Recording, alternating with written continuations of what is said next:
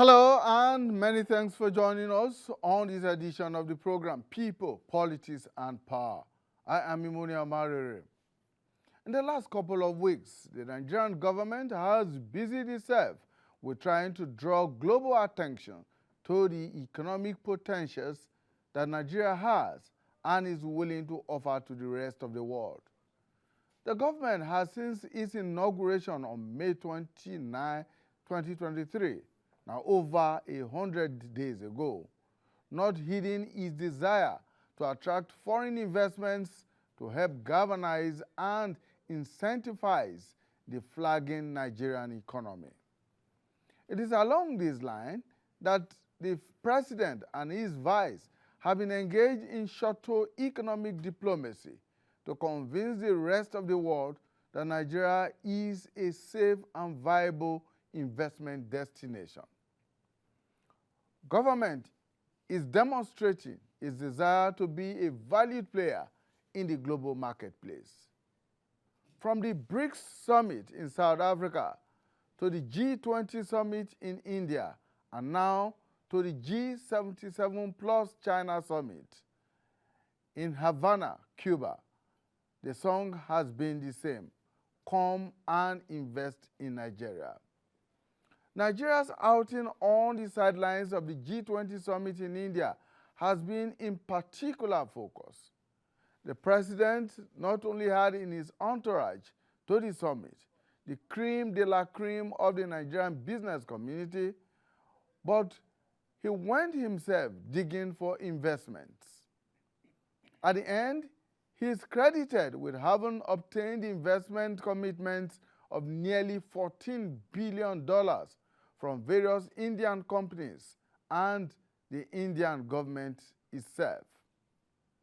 The various deals entered into are set to be aimed at driving global investments into key and critical sectors such as steel, petrochemicals, power generation, defense, and infrastructure projects.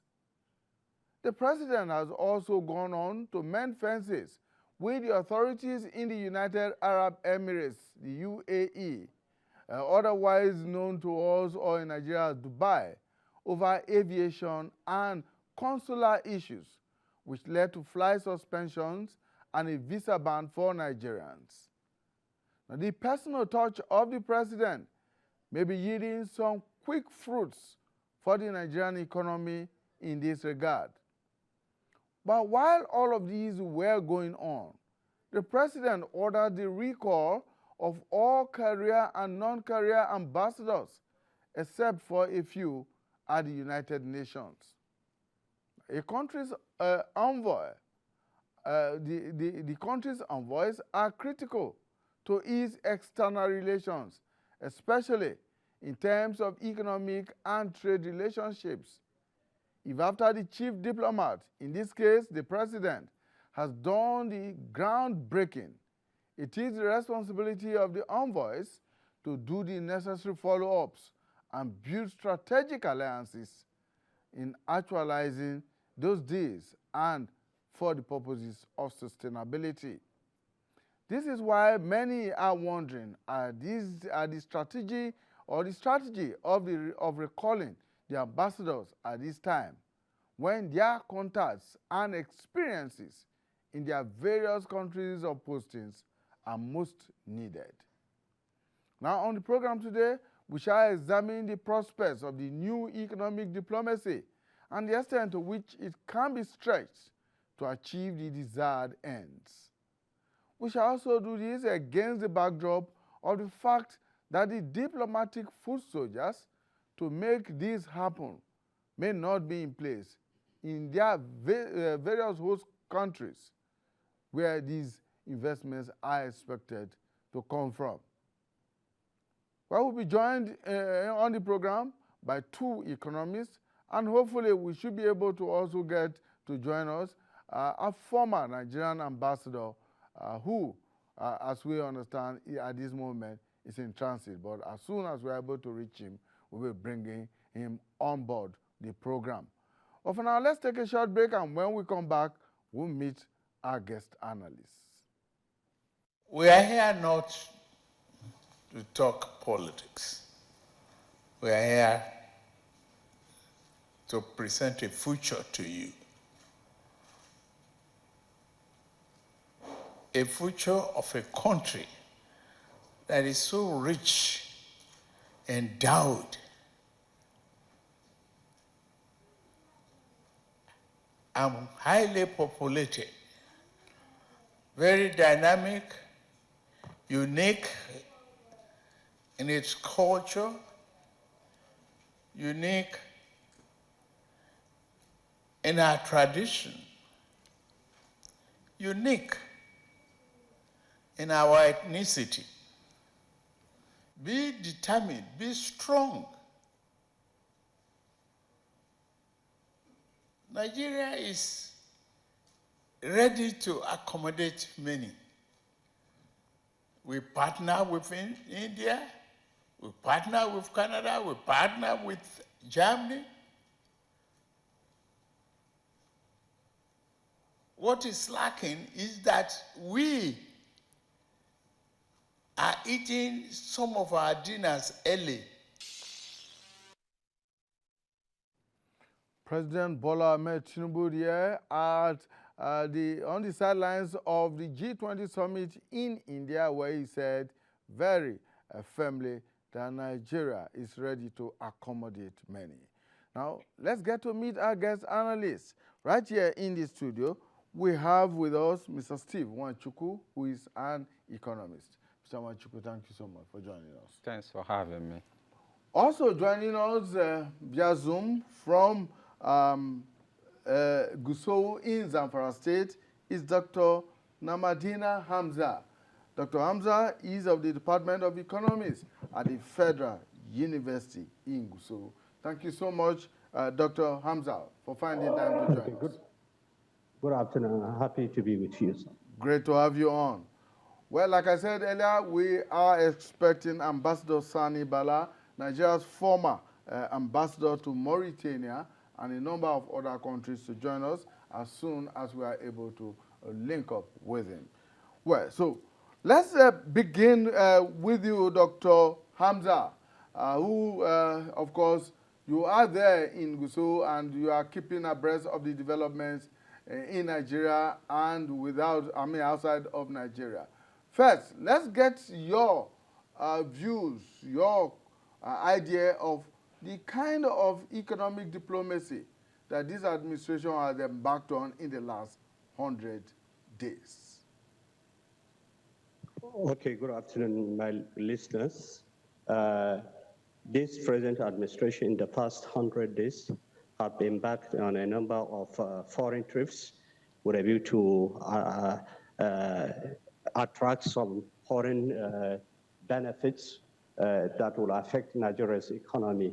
The recent G20 summit is an indication of the present administration to extend its arms of support in terms of economic collaboration and cooperation that will benefit Nigerian economy. So I think that is the best thing that the federal government should be able to do, because no country can live on its own without seeking for economic cooperation. The issue of economic cooperation will be beneficial to the Nigerian economy in the sense that just like when the president visited the G20 summit in India, there are a lot of benefits in terms of foreign direct investments that he tried to use investors who would come to invest in the country. And I think that would be beneficial to the economy. It will be beneficial to the economy in so many ways. One of which is, as we all know, Nigeria is facing a serious problem of unemployment in the economy. When there is foreign investors who are likely to come and invest in the country, I think that will help in solving the problem of unemployment. There are also so many economic benefits that a country stands to benefit when foreign investors come. There will be in terms of transfer of technology, inflow of capital, and so many other important things. All right, Mr. Nwachukwu, in the past, it's been said that foreign direct investment has been on the decline. Do you see these diplomatic shuttles by the president, the vice president, and other senior officials of this government in recent weeks changing that narrative? Well, when you use the word in the past, it's present. We continue to have a lower inflows of flows of foreign direct investments, be it foreign portfolio investment or the long-term foreign direct investment. But like I said earlier, it's a good move. Those trips are fantastic moves. There's nothing like engaging foreign investors in the multinational organization or even in the bilateral level. So there's nothing absolutely wrong in those trips. Fantastic trips, but we yet to see the dividends of such trips. We believe that in days or months to come, it start yielding.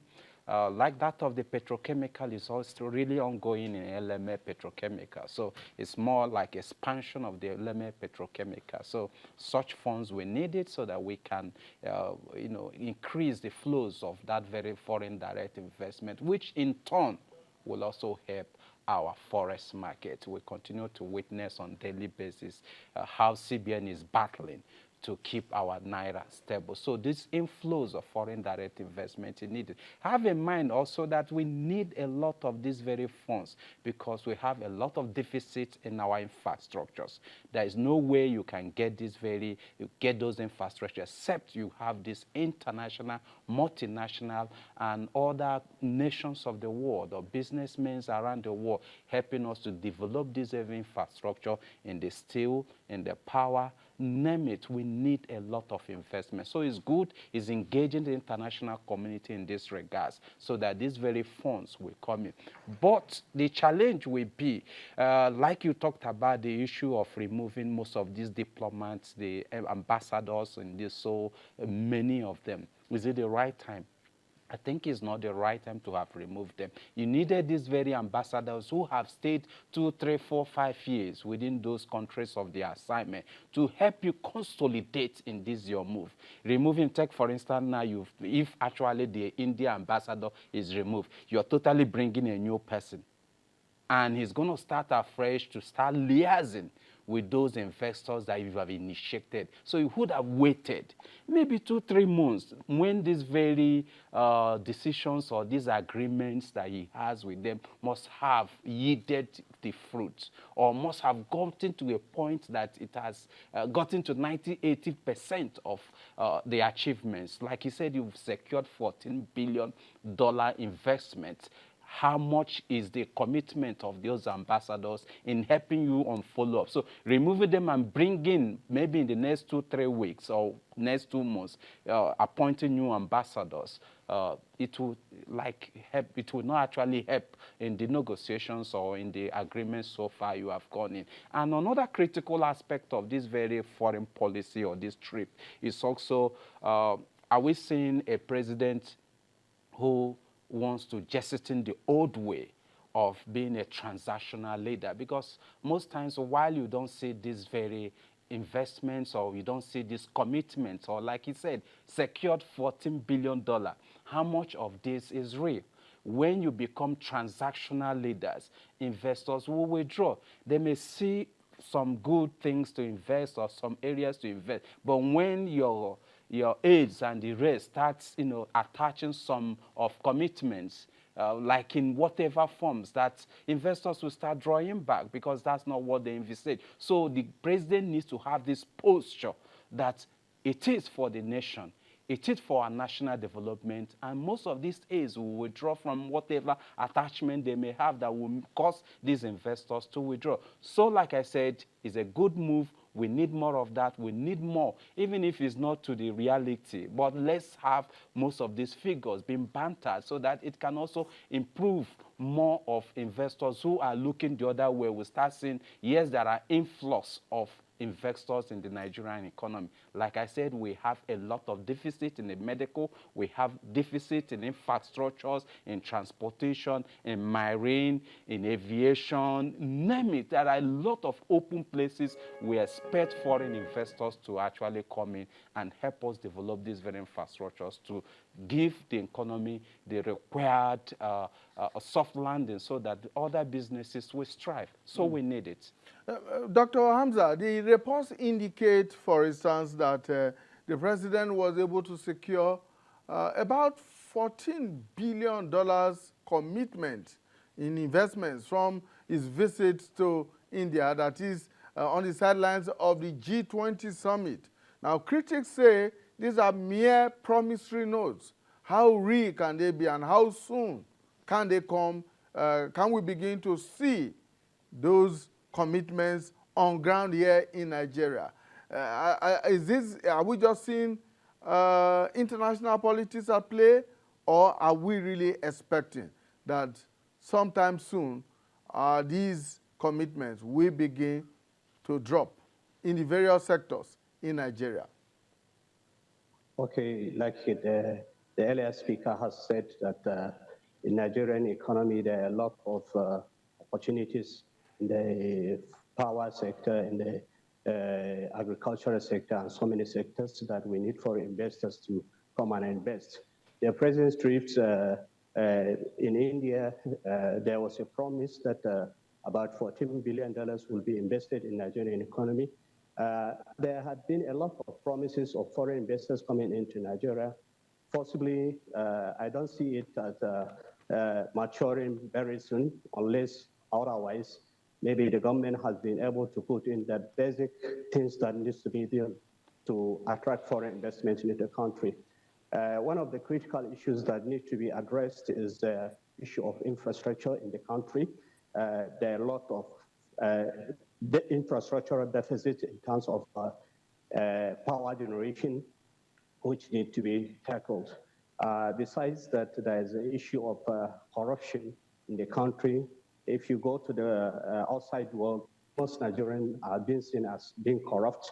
So the issue of corruption is likely to hamper the income flow of foreign investment very soon into the country. Another challenge that the government may also need to address for foreign investors to come into the country is the issue of security, because security is very vital, because no any foreign investors, even domestic investors, may not wish to come and invest their money in a country where they feel that their capital is not secured, not even only their capital, even their lives, because of security challenges that we face in the country. So the government needs to take proactive measures for such a problem for the promises of foreign investors coming into the country to be really actualized.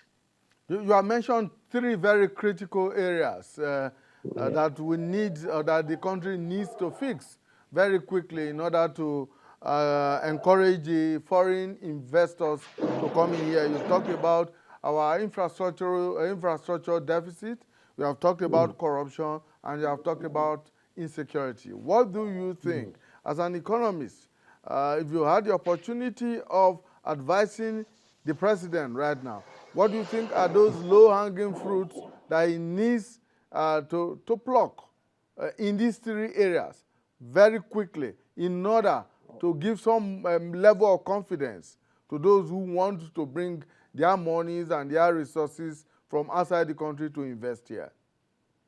Okay, on the issue of infrastructure deficits, government in Nigeria, not only in Nigeria, has a lot of financial commitments and a lot of responsibilities to take care of. So the issue of infrastructural deficit can be tackled when there is a sort of public-private partnership where the government will partner with private individuals in fixing in the basic infrastructures in the country. On the other hand, when we look at the issue of corruption, the various administrations in the past have tried to fight the issue of corruption, but so unfortunate that the corruption has not been able to fight it. So one thing that the present administration needs to do is that there is a need for it to show serious commitment on the issue of fighting corruption, and such that anybody or any individual, irrespective of his position in government or his position in the society, whoever is so found to be corrupt, that the government should take a deliberate action to punish that person, and so that the foreign investors can have confidence in that. One other way is that by improving the institutions in the country in terms of judicial justice and so many other things that needs to be tackled. Another issue is the issue of security, which I said hampers the growth of foreign direct investors coming into the country. Is that one thing that needs to be done is that the government needs to be very proactive in terms of issue of insecurity, most especially in the northern part of the country, where the issue of Boko Haram and banditry in Zamfara state and so many other states in the northwestern part of the country. So the government needs to show serious commitment in fighting that corruption. I think the issue of fighting corruption nowadays, there is the issue of government can make use of artificial intelligence, maybe in connivance with member countries of those countries that the president have visited, so that they can equally help us in tackling the problem of insecurity in the country. When that is done, I think the foreign investors and even investors in the country will have confidence in the economy, and that would motivate them to come and invest in our economy. All right, Mr. Nwachukwu, do you think that these are the three critical areas that we need to deal with internally in order to encourage foreign investors to put their money in this country? Is it beyond these three, of issue of corruption, issue of insecurity, and issue of poor infrastructure? Well, I think first, the two are cardinal. One is infrastructure. Infrastructure encompasses even the investors we are looking at. Some of them are also coming to improve on your investment in infrastructure. Take, for instance, those coming to build power generations. It's infrastructure. So it's also an area to invest. But they cannot come.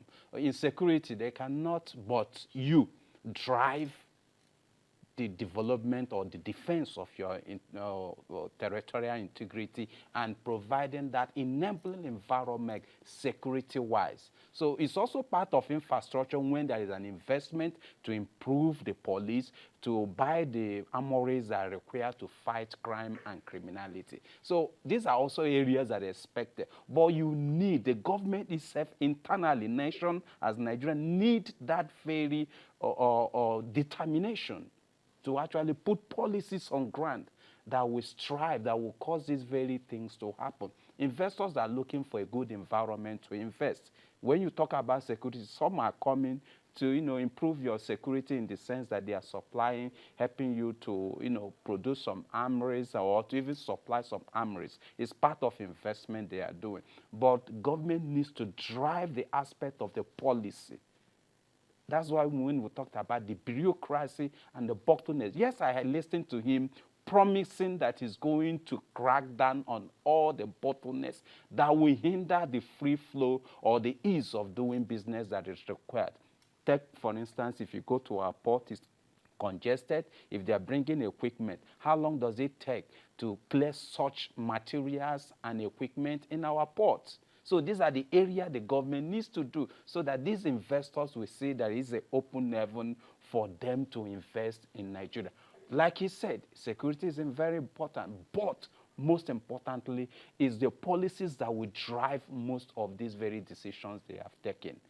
Policies, like I said earlier, ease of doing business, which encompasses security, the time it takes for C of O to be issued to you, the single digits, all around ease of doing business needs to be improved. That is the best that an investor needed for a sweet running or stimulus investment in the nations. Let's borrow from other nations of the world who have improved their ease of doing business, attaining some level of 4, 3, 7, 8 position, while we are seated at 131, the last report. So government needs to open up the system and reduce this very bureaucratic bottlenecks, it will assist these very investors. Given your knowledge of the Nigerian system, what do you consider will be the major challenges or the hurdles that the president will have to deal with in creating that kind of business environment, ease of doing business that you are talking about? Because the immediate past government was so heavy on the ease of doing business, well, it appears that all of that effort did not go far enough. My happiness is that this very drive is being driven by the CEO himself, which is the President Bola Ahmed Tinubu.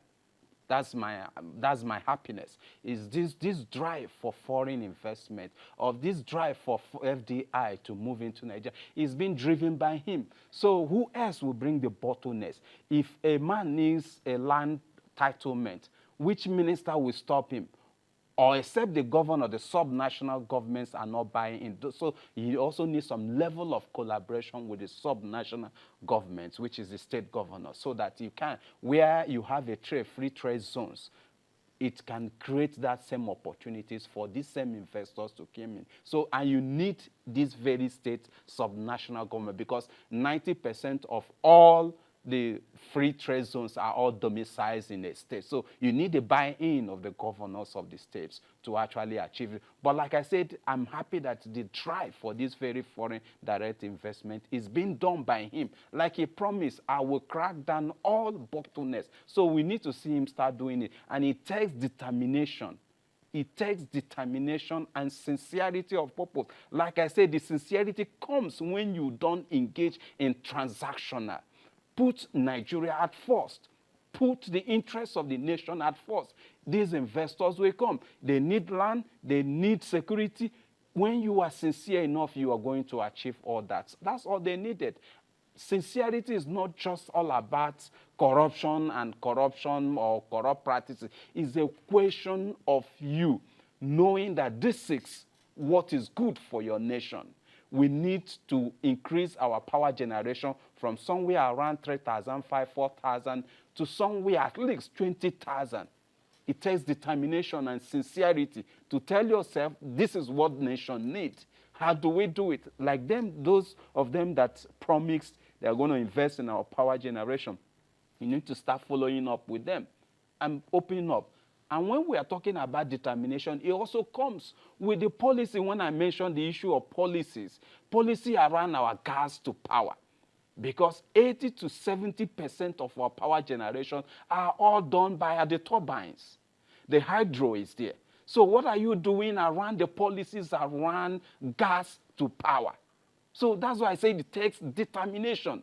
And those that will invest in the, increasing our production of our gases should be there also, so that you channel these gases to those power turbines and improve the infrastructure around the power sector, which will in turn improve the general business eco-environment. The cost of production is going up because there is an inadequate power supply. It costs more to produce an item for a manufacturer here in Nigeria than somewhere in China. Why? Because there are a lot shorter supply of electricity, and it costs more. So that's why you see most of the manufacturers shutting down. The other day, there was a news around the pharmaceutical company shutting down because of high cost of production. They now resort in bringing in finished. I know also that as we speak, 70 to 80% of the pharmaceutical products we use, in fact, up to 90% is still imported. So the little 10 or 15% that are being produced right here in Nigeria, they are shutting down their production factories because of high cost of producing this very item. So government should be sincere about it and look inwards and look at those critical things that are needed to reduce the cost of doing business or the cost of production. Electricity is one major aspect of it. How can you improve the supply for electricity to manufacturers, to businesses, so that it will drag down this cost of doing business? It's very essential. Like I said, it takes determination. Dr. Hamza, let's do some breakdown a little bit. The president says, or the presidency says it has secured about $14 billion commitments in investment terms during the G20 summit. Now, how much can $14 billion do for the Nigerian economy over a 4-year period? The president has secured about $14 billion as a foreign investment by Indians that promise to come and invest in Nigeria.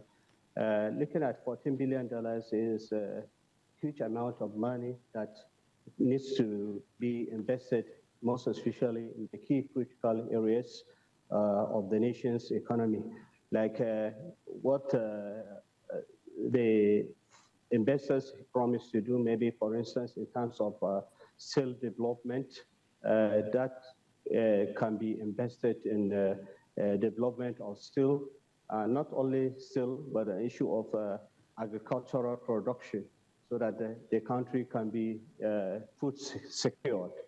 I think such about $14 billion is such a huge amount of money that can be invested in the key critical areas of, let's say, for instance, the issue of transportation.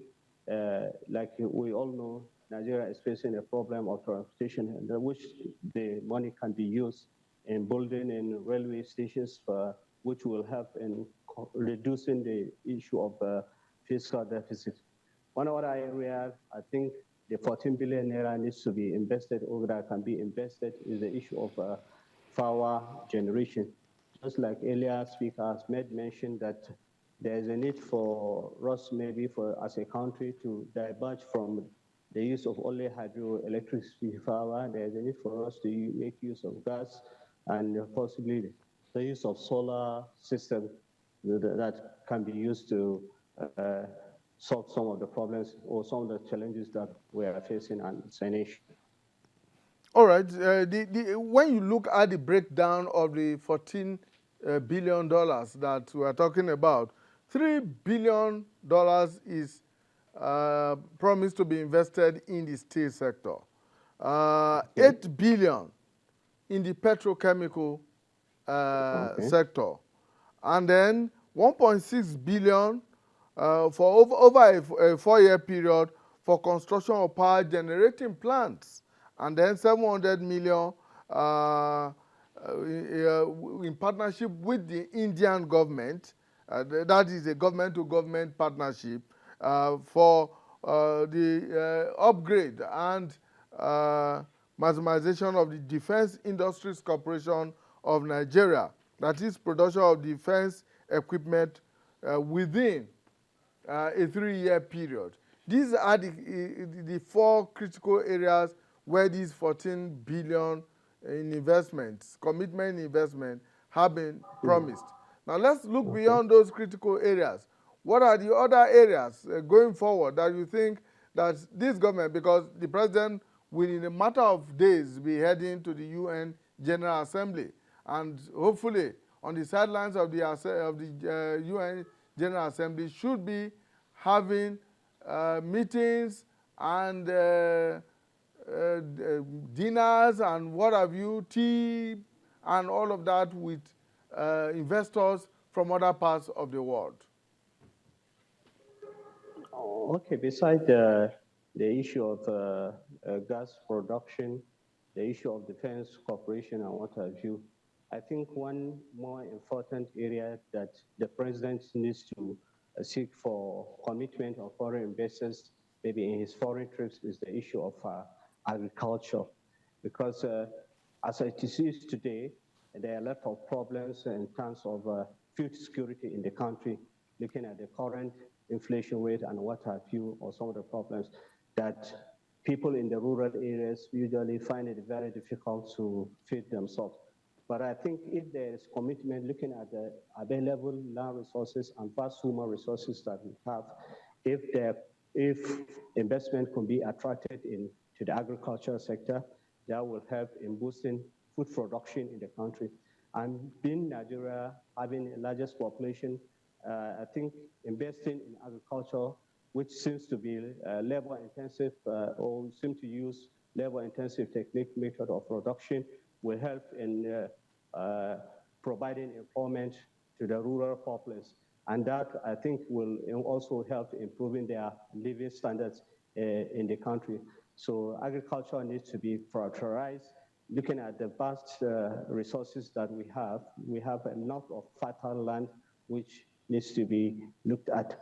One issue also that the president needs to seek is the issue of education sector. Education, as we all know, is a key to national development. So there is a need for presidents to try and attract foreign investors that will come and invest in providing the educational infrastructures that we need, not only in our primary school, but up to our tertiary institutions.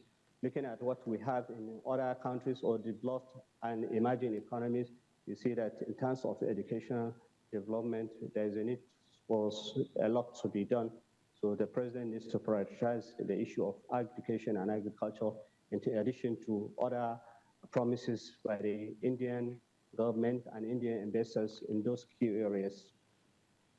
All right, Mr. Wanchuku, the president didn't just stop in India. On his way back, he had a stopover in UAE to, well, as it were, break the ice and resolve some outstanding issues.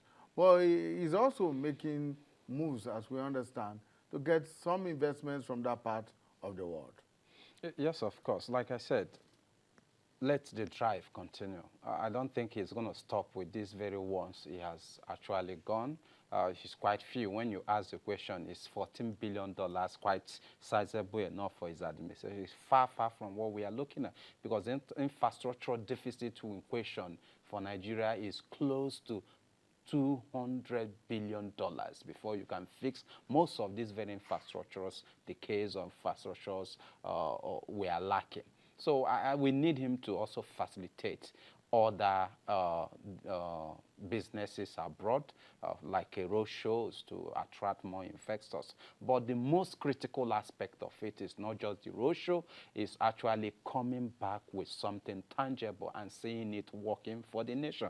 Like I said, what are those individuals? What are those diplomats? What are those ministers, SAs and PAs that goes around with him, or captains of industry, like his visits to India? We saw the likes of... We didn't hear much about what those... Because we need those... These are that's exactly... Yeah, when because all we heard was what the president was able on his own. I'm being careful to avoid the political aspect of it, because it seems like it's more of propaganda, in the sense that we needed the likes of Tony Elumelu to be signing things there, not actually the spokesman of the president coming, I have secured a blanket $14 billion. We just want to believe that it's real. That's why I say I'm not here to query or to tackle whether those $14 billion are real. We need it. Good enough. $8 billion is already going in the LMA petrochemical plant. They've also attributed it that they are trying. Already it's on ongoing something, but they took the credit. That's okay. But like I said, we need more of this. Just like he went to Dubai and was able to resolve these very visa issues that have lingered more than 7-8 months now. And what are we also doing around making sure that the issue around the repatriation of $600 million starts with CBN, that CBN cannot provide this money to most of these foreign airlines? What are you doing? That's why it's no more of transactional or just having a dialogue. It should be nationalistic focus, in the sense, this $600 million that be started, what are you doing from the bilateral aspect of it to make sure that these very foreign airlines, or those that operate them, can actually develop, use such funds? You must not return the money to them. Use such funds to develop maybe aircraft hangar.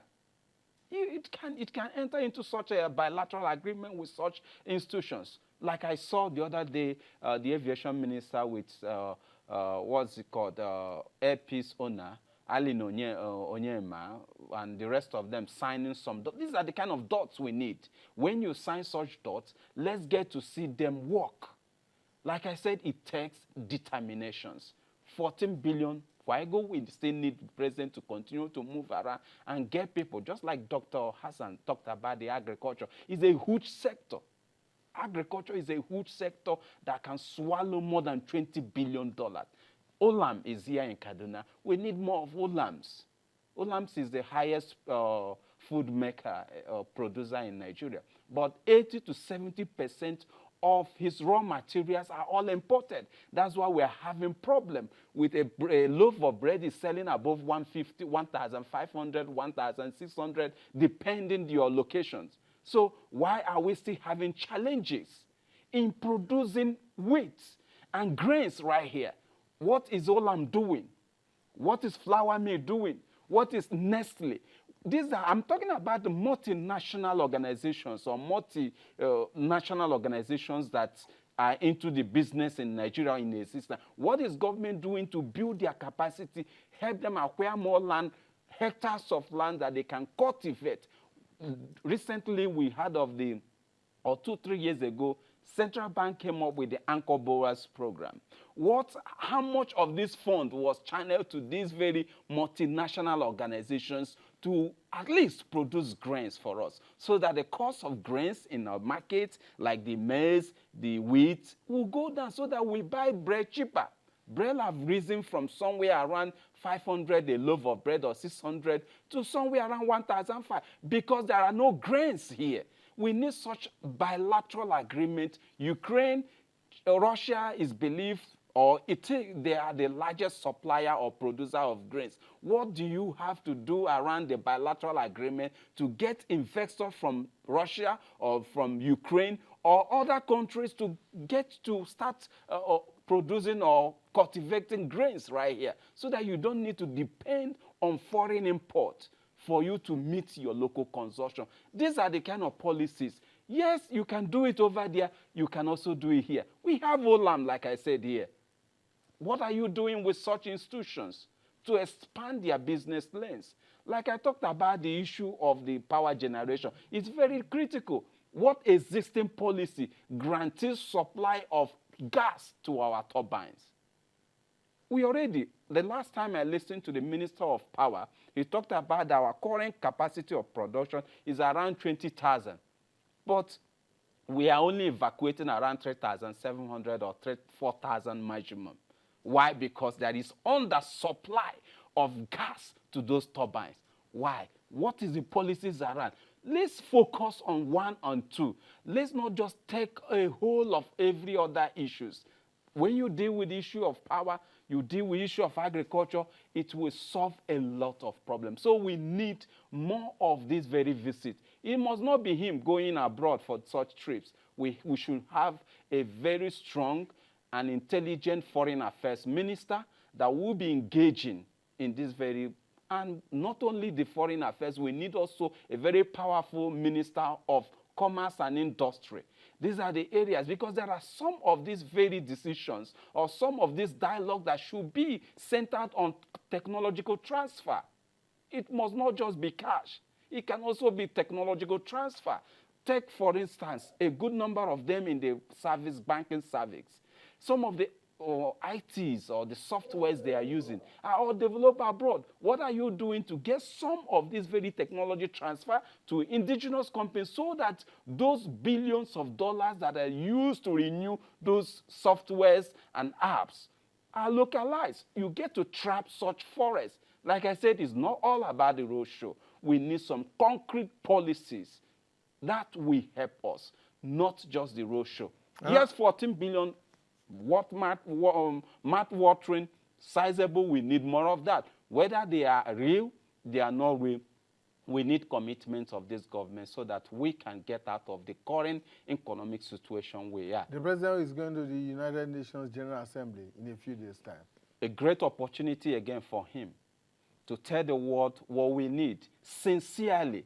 Like I said again, when you enter those dialogues, when you have those side-by-side talks, are you posing as a transitional leader, as a transactional leader? What is in for me?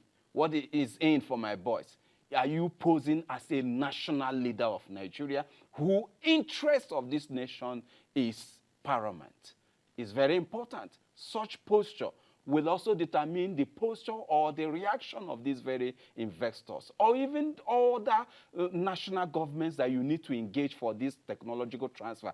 Take, for instance, Toyota is assembling their product in South Africa, while Nigeria is the consuming nation or the consuming market. Why not have a bilateral agreement with the nation of Japan and the makers of the Toyota so that they can get to be assembly here?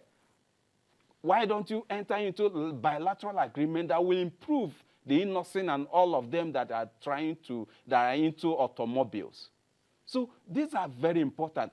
Good enough, part of the decisions or part of the money they secured is part steel sector it is. We have Ajaokuta steel here. What are we doing? We understand that it's the Russians that built it. Why don't you get back to them, have a very sincere, genuine bilateral agreement with them to get this very Ajaokuta working again? It will help. 90 to 80% of our infrastructures that we build, we use steel. And 90% of this steel are all imported. 90% of the steel we use in buildings and the rest of the infrastructures that we need, even the roads that we need, are steel. We are all importing it. What are you doing around this so that we can have sufficient steel that will also power the economy, the industrial side of our economy? So, like Doctor said, the agriculture is quite large there for them to invest. Bring in more and also use the existing ones. We have arable lands. Take good decision for this nation. It's not hard. Dr. Hamza, you record that in the last couple of years, a number of foreign investors have moved their investments out of the country. In fact, some of them to neighboring African countries. The Dunlops and the likes and all of that. Now, what do you think that this government needs to do immediately to attract such manufacturers back into the country? Because like Mr. Nwachukwu said, Nigeria has a market. All of what is produced by these other companies outside of Nigeria, around the neighboring countries, return to Nigeria, to the Nigerian market. But they deny Nigeria the opportunity of hosting these companies and providing the needed employment for our people. Okay, I think what needs to be done is to be able to identify the causes of their relocation. Maybe, for instance, let's say from Nigeria to Ghana and other African countries, like Mr. Nwachukwu said, that Dunlop used to be a producer of tires in Nigeria, but they have moved.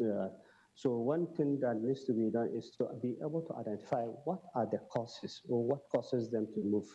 Like we've earlier said, is that they've decided to move because of possibly there is no enabling environment to undertake businesses in Nigeria, coupled with some of the problems that we outlined, like the issue of corruption, cost of doing businesses, bureaucratic bottlenecks, and so many other issues.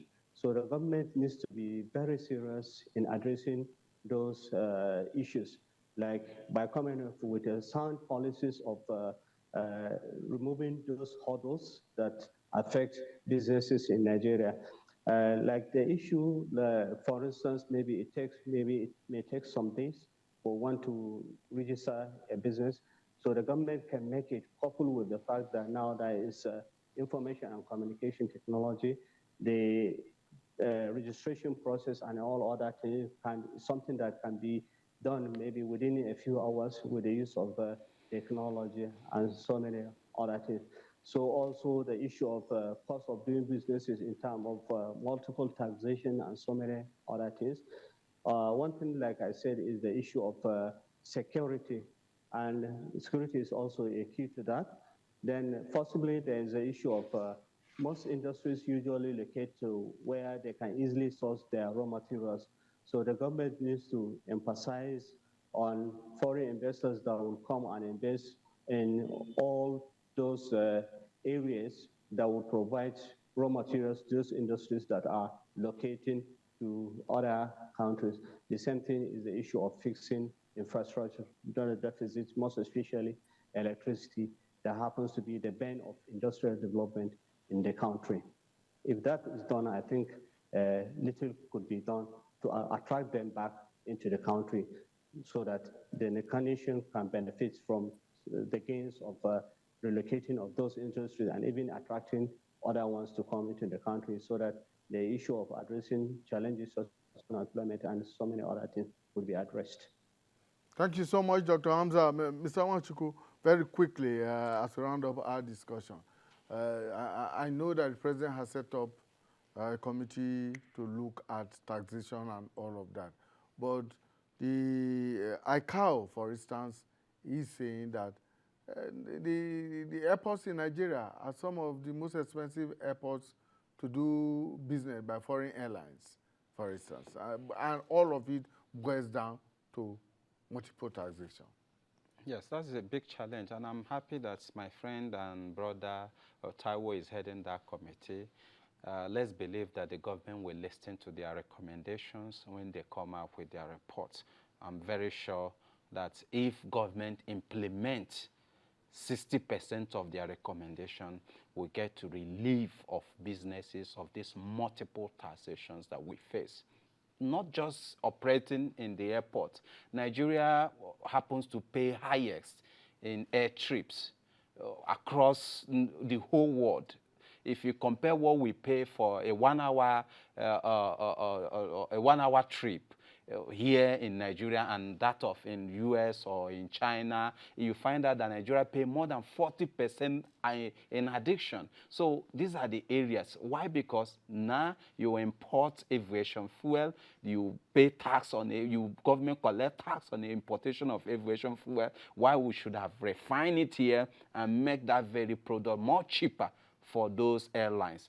You pay some maintenance of the airlines or the parts and the rest of them. You go to somewhere, a hangar in South Africa to go and maintain your aircraft. This is an additional. So if you use this very starched $600 million to have a bilateral agreement with some of these airlines operators to build a hangar where you can actually repair and maintain your airline, it will reduce the cost of air tickets. So these are the areas. But basically, government needs to move away from these shows or this very posture of propaganda.